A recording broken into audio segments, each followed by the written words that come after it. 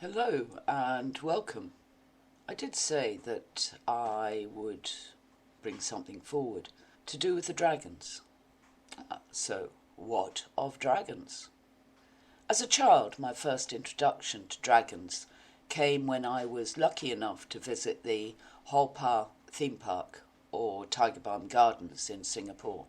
An experience which even today stays with me in my mind in glorious technicolor. Maybe, just maybe, that was indeed the beginning of my journey. Today, dragons are looked on in many different ways. A few decades ago, me talking, as I do today, about dragons would have made me the laughingstock, but not now. Yes, dragons in myths and legends are found all over the world. In China, the emperor was Dragon Clan. Great reverence is made to dragons, and there are also, let us not forget, the Naga. In Chinese astrology, let us also remember that we have just entered the year of the wood dragon. In Europe, the name Pendragon, as in Arthur Pendragon. Pendragon means the strongest dragon, or he who rules over all.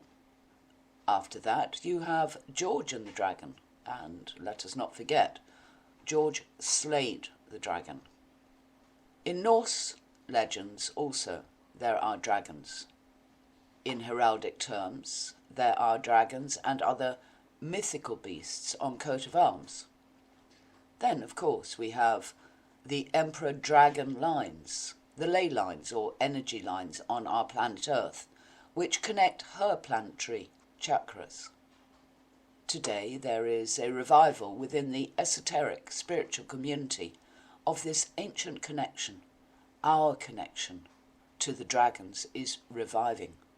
The knowing that we also are connected to the wisdom of the dragons. That is important. The concept is the same. They protect and guide us. So, now, let me tell you and take you down the path of the dragons in my series of the Chronicles of Dragondom and beyond. What do I know from the dragons?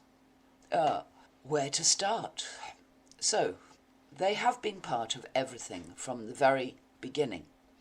Many types of dragons exist, and yes, both the nice, friendly dragons, the teachers, the professors, and the dark, bloodthirsty ones.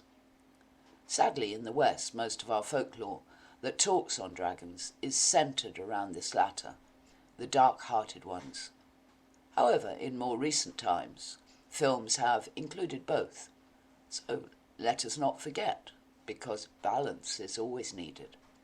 It may also be said that our thirst as a human race has become more visually stimulated and demanding for blood and gore, pain and fear, and all presented to us on a plate, so we can visually immerse ourselves with a bowl of popcorn and be scared out of our wits without having to be either physically experiencing it in reality and the real sheer horror of what is going on, nor the need to use our own imagination. In the East, the dragons, the Naga, and others have a big place across the centuries.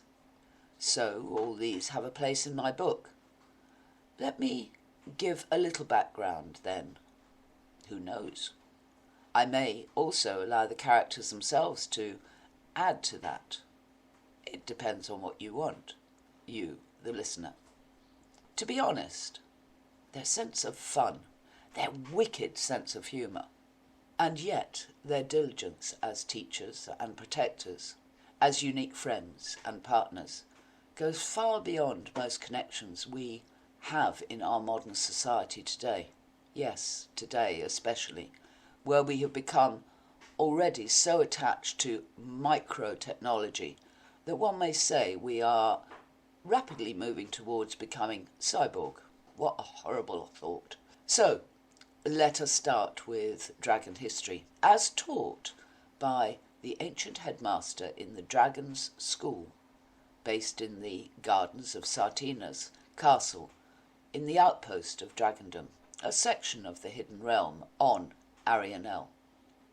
At the beginning of the birth of a planet, as the plasmic fields are brought together to create the alchemical reaction to form into a superheated density that becomes the physical, then the dragons are brought in to help to forge and ready these superheated zones as they start to cool into the base on which all things that have been chosen to take up residence can do so. The Fukang Long, that is the eastern name for the planet Dragon of Fire, volcanoes and crystals, are the first, and they help to create the structure or the skin crust of the planet, working to ensure there is, if you like, breathing space in areas so the expansion and contraction of the surface can happen without too many problems.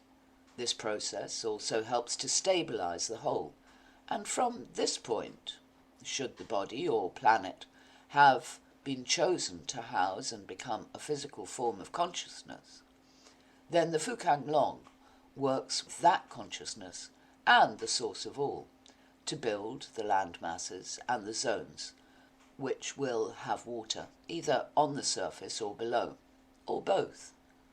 This is a collective mission, not simply one lone Fukang Long, but depending on body size, that is of the planet, many will take part in this multi-layered collective work. Time, remember, off our Earth is very different, but still this part of the formation is a long process. Their collective movement and their skill helps also to sift and stabilise the minerals and aid in the final outcome of the rotation and the speed of that rotation, the axial shift, and indeed the correct gravitational setup for that physical rock, depending on what has been worked by the collective consciousness, blueprinters, and architectural design for its future. They create many of the mountain ranges and volcanoes, the high plateaus and the chasmic valleys, which will eventually be the deep floors of oceans. Above, the dragons who govern and work to create the storms, winds, ice, clouds and rain all work. Finally, as the stabilisation forms, the water dragons, both fresh and ocean, arrive. But wait, as the terraform continue, these are joined by the other dragons, arriving along with the first life, both on land and in the waters, along with the various elementals, all much higher vibration than we humans.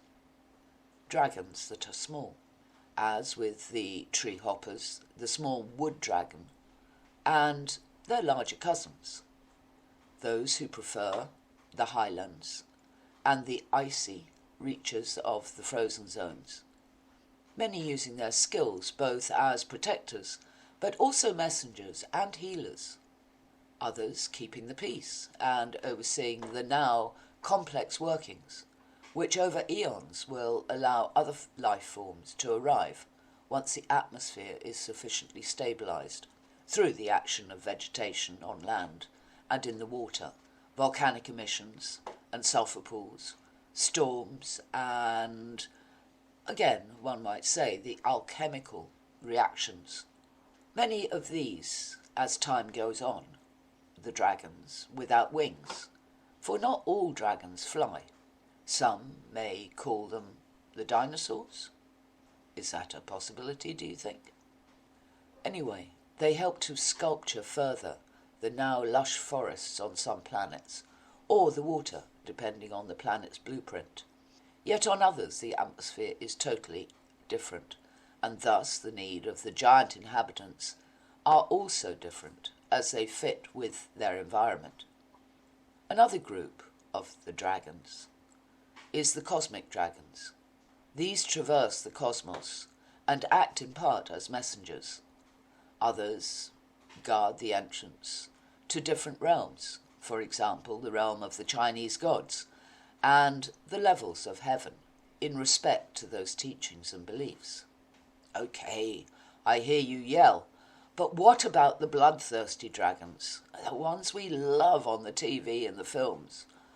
What about the prehistoric monsters that fight and take over the planets, or fight each other to protect those that live on the planets? Come back again, and I will delve into them. Yes, I promise, for they do exist. So, for now, Dragon History Lesson 1 is complete. I hope you've enjoyed this, and will come back again. So, I take my leave for now, and say goodbye. I'll see you soon.